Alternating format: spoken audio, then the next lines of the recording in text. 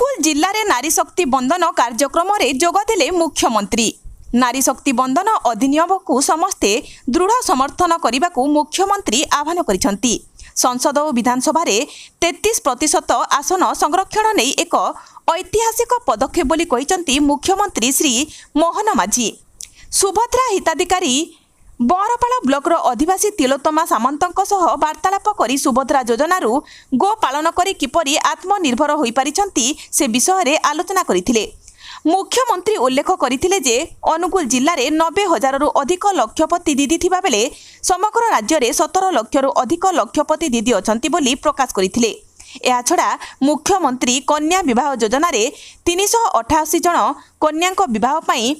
1.71 कोटी टंकार अधिक सहायता दिया जाइछि एवं आगामी वर्ष पई 11.83 कोटी टंका व्यय बराद करा जाइछि बोली कहिथिले। ଏହି ଅବସରରେ ଅନୁଗୁଳ ବିଧାୟକ ପ୍ରତାପ ଚନ୍ଦ୍ର ପ୍ରଧାନ, ପାଲହଡ଼ା ବିଧାୟକ ଅଶୋକ ମହାନ୍ତି, ଛେଣ୍ଡିପଦା ବିଧାୟକ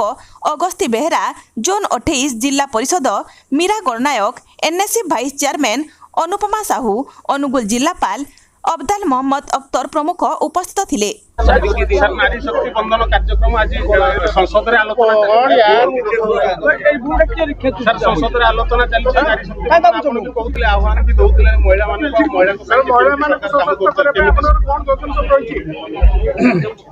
माननीय यशस्वी प्रधानमंत्री नरेंद्र मोदी जी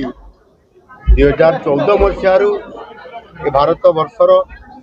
नेतृत्व नेला परे नारी शक्ति को सब प्राधान्य दे महिला सशक्तिकरण करने एवं समान को आगू को आने से राजनीतिक क्षेत्र में हो, सामाजिक क्षेत्र में हो एवं आपंकर अर्थनैतिक क्षेत्र में गुरुत्व दे आज विधानसभा संसद में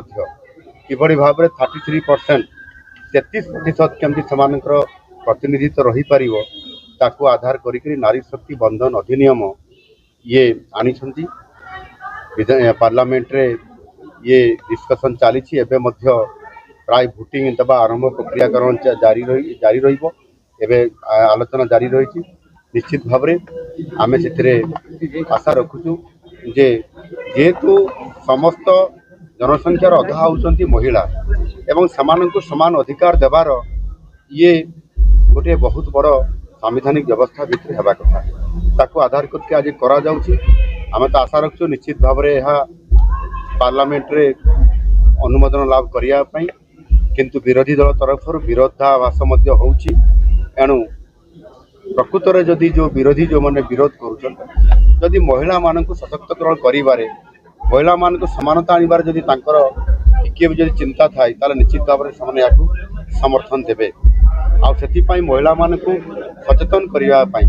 सशक्तिकरण करिबा पई आज ओडिसा रे ये प्रथम थर करी हम ये अनुगुल रे गोटे नारी शक्ति सम्मेलनी एठी आलोचना होता है सभागृह रे एवं एथिरे महिला मानकू एथिरे सचेतन करा जिवो एवं आगामी दिन रे जे विरोध करिवो ये जो नारी शक्ति बंधन अधिनियम बिल ताले समानकू मध्य आगामी दिन रे निश्चित भाव रे विरोध करा जिवो। आ सेथि पई सेमाने किभली भाव रे समर्थन करिवे से आधार रे सचेतनता करने पाई ये आमर आज कार्यक्रम मु आशा करी निश्चित भाव में यह आगामी दिन में एवं आज तो आलोचना चली बर्तमान मुझे स्पष्ट भाव में कही पारना किंतु आगामी दिन में महिला सशक्तिकरण भारतीय जनता पार्टी नेतृत्व में एवं एनडीए जो प्रकार निजर नीति स्पष्ट कर आगामी दिन में एभली भाव नारी प्रति सम्मान एवं संरक्षण एवं समानता निश्चित भाव में दृढ़ भाव में स्थिर होगी आगू बढ़। सर किंतु हजार हजार महिला